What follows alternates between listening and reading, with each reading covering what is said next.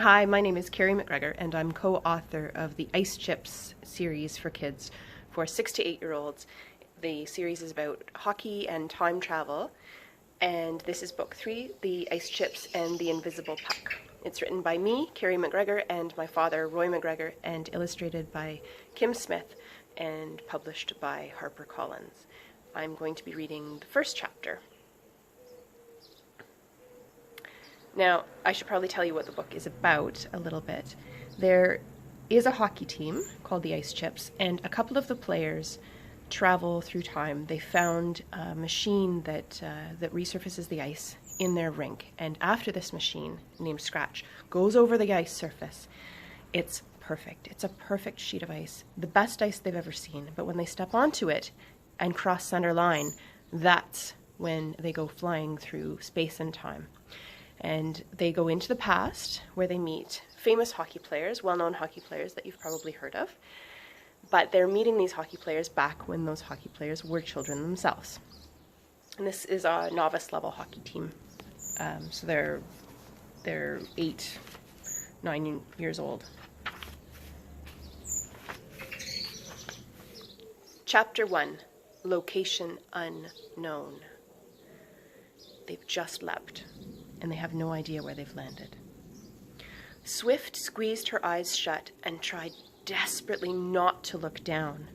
One of her hands was clinging to the cold metal railing beside her. The other held on desperately to one of Lucas Finnegan's hockey socks. That sock and Swift's grip on it was the only thing keeping Lucas, now upside down, from sliding into the murky void that had suddenly appeared before them. The young hockey players had leapt through time once again, and they couldn't believe that this was where they'd landed, on a steep staircase so high up in the air that they could be floating on a cloud. "I'm not losing you again!" Swift yelled, shivering in the darkness. She had no idea how this leap had gone so wrong so fast, but she was sure of 2 things: that her grip had better not slip, and that she was the one who'd brought them here. "Top shelf, you owe me," she said last night in the Ice Chips dressing room, when she'd finally convinced Lucas, poor Lucas, to take this leap. She'd leaned on him, pushed him, even when he swore he would never travel through time again. But hadn't he expected her to do that? Everyone on the Ice Chips knew that when Nika Swift Bertrand wanted something, she went after it hard. That's how she'd made goalie for their hockey team year after year, even when some parents had insisted she should be playing sledge hockey instead. And that's how she'd figured out how to make saves with an adapted butterfly so well that half the other teams didn't even know she had a prosthetic leg. Swift was the one who'd wanted this leap. She'd been desperate for it. And now, here they were, lost somewhere in time and in trouble again. "Whatever you do, don't wiggle! I'm going to try and pull you up," Swift called down the steps, ignoring how quickly the icy wind carried her words away. She was pulling on Lucas's sock as carefully as she could, but her heart was beating wildly. The moment they'd landed, she'd guessed they were high up, really high up. She'd felt it, even when her eyes were adjusting to the darkness. Her fear of heights was that strong. It had all happened so fast. They'd crossed the center line of their rink back in Riverton after the ice had been resurfaced by Scratch and his magical flood, and then, poof, they'd appeared here, stranded on this strange staircase on a cold, wintry night. "Ah, we've leapt into the dark again?" Lucas complained, turning to Swift just as his skate blade caught on one of the roughly carpeted steps and sent him flying. Swift had called out as she'd reached for his gloved hand, but Lucas had missed his footing on the next step and continued to tumble. She was lucky her quick reflexes had helped her snag his sock before she'd lost him completely. "Hey, help me! Give me your hand, come on!" Swift called back up the stairs to the other teammate who'd come with them. "If I keep my breathing even," she told herself, trying to ignore the sick feeling in her stomach, "we might get out of here alive." But Lucas's sock had begun to slip, and all Swift could hear from farther up the steps was giggling. "Stop it! Help me!" she called angrily towards Sadie, now known to the team as Blades, but her sister was laughing so hard she was doubled over. "Does Lucas fall every time you leap?" Blades asked, letting the air out of her mouth like an overinflated balloon. Lucas, even upside down, turned beet red. He was trying not to move, but with his lungs breathing in the cold air, he too was soon shivering. Carefully, he shook off one of his hockey gloves, letting it fall beside him, and planted his hand down near his shoulder to keep from slipping. He was surprised when, instead of touching another step, he found he'd put his hand down on something cold and wet. Snow? Now here's Kim's illustration of where they are. They're very up high, Lucas is about to fall, and Sadie is up here, giggling and not being very helpful. "Sadie, give me your hand now!" Swift yelled up the stairs again, at the exact moment when 8 gigantic floodlights flashed on with a sh-tunk, and a glistening white trail, the snow Lucas had half landed on, was suddenly lit up beneath them. Squinting in the bright lights, Swift could see that the snowy trail had 2 lines down the middle, like 2 indented stripes, and at the end of it, way, way down below, where Lucas's glove had ended up, it scooped out, almost like the arc of a crescent moon. Even from up high, the trail looked like it was ready to launch anyone who dared go down it into outer space, probably into oblivion.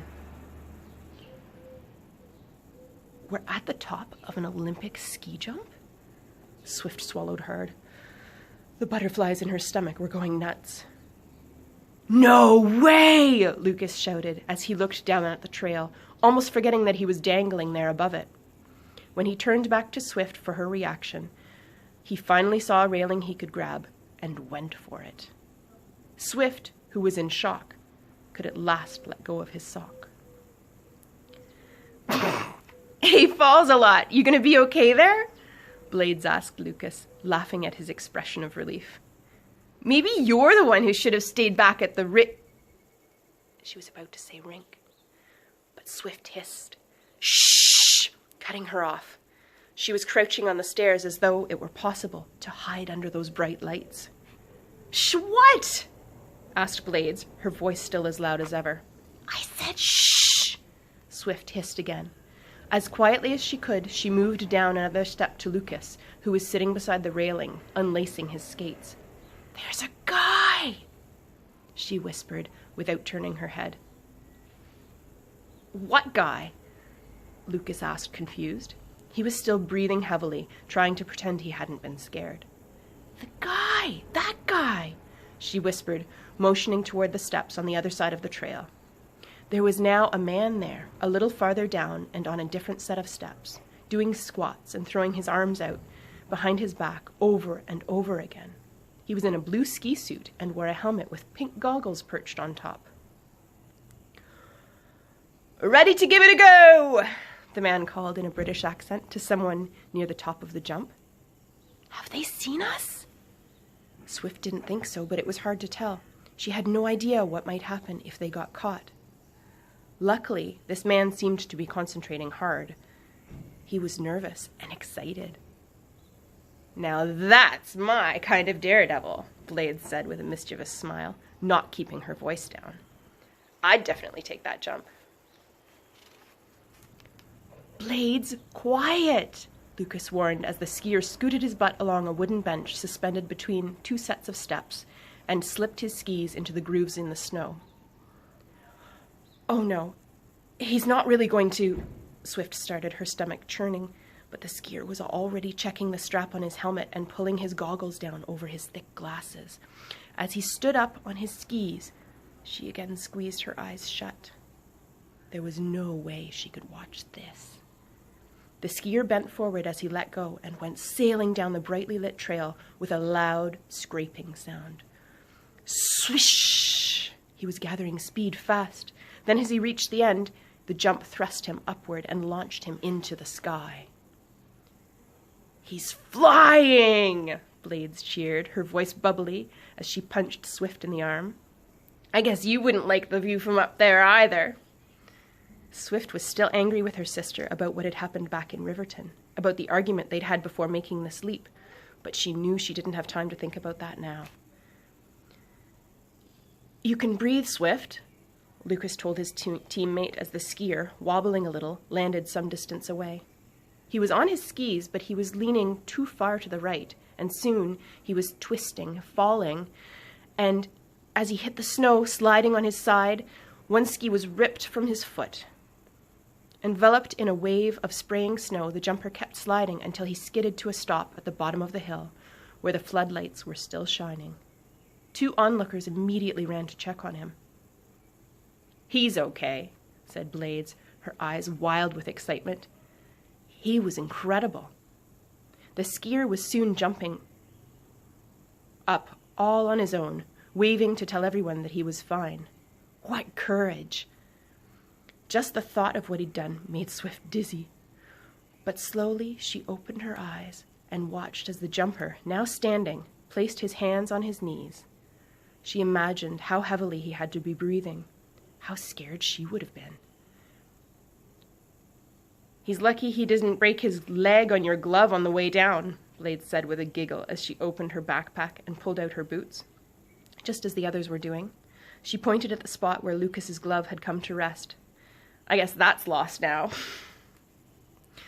Swift couldn't look. She kept her eyes on her skates as she zipped them into her backpack with the rest of her supplies. "Ugh, that's my cousin Speedy's glove. My parents are going to kill..." Lucas started.